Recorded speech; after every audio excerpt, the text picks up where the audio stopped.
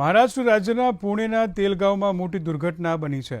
ઇન્દ્રાણી નદી પર બનેલા પુલનો ભાગ તૂટી પડતા પાણીના પ્રવાહમાં 25થી 30 લોકો તણાયા હોવાની આશંકા વ્યક્ત કરવામાં આવી છે।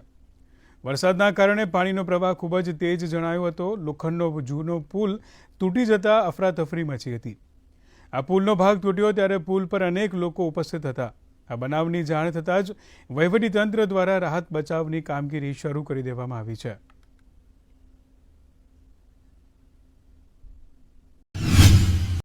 રાજકોટમાં પૂર્વ મુખ્યમંત્રી વિજયભાઈ રૂપાણીની અંતિમ યાત્રા નીકળશે।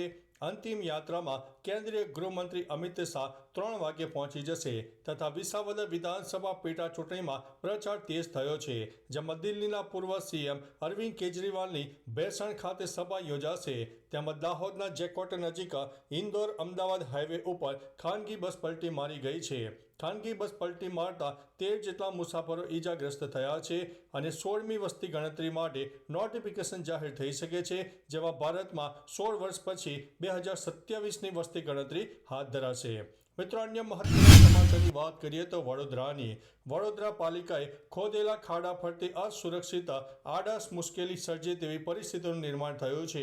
મિત્રો, અન્ય મહત્વના સમાચારની વાત કરીએ તો વિજયભાઈ રૂપાણીની આજે અંતિમ સફરે રાજકોટમાં સાંજે 6 વાગે અંતિમ સંસ્કાર થવાના છે। મિત્રો, અન્ય મહત્વના સમાચારની વાત કરીએ તો પૂર્વ સીએમ વિજયભાઈ રૂપાણીના નિધન ઉપર આજે રાજ્ય સરકારે 1 દિવસીય રાજકીય શોકની જાહેરાત કરાઈ છે। આજે તમામ બિલ્ડિંગ પર રાષ્ટ્રધ્વજ અડધી કાઠીએ ફરકાવવામાં આવશે। મિત્રો, અન્ય મહત્વના સમાચારની વાત કરીએ તો વિસાવદર પેટા ચૂંટણીના પ્રચાર દરમિયાન અરવિંદ કેજરીવાલે ભાજપ ઉપર પ્રહાર કર્યા છે। કેજરીવાલે કહ્યું છે કે એક તરફ ગુંડા અને લુચ્ચા, બીજી તરફ ઈમાનદાર ગોપાલ ઇટાલિયા છે।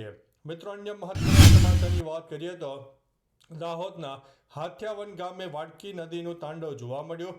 નેશનલ હાઈવે ઓથોરિટીએ કરેલા પૂરણના કારણે પાણીનો પ્રવાહ અટકી જતા 30 ઘરો તબાહ થઈ ગયા। લોકો નુકસાન ભરપાઈની માંગ પણ કરી રહ્યા છે।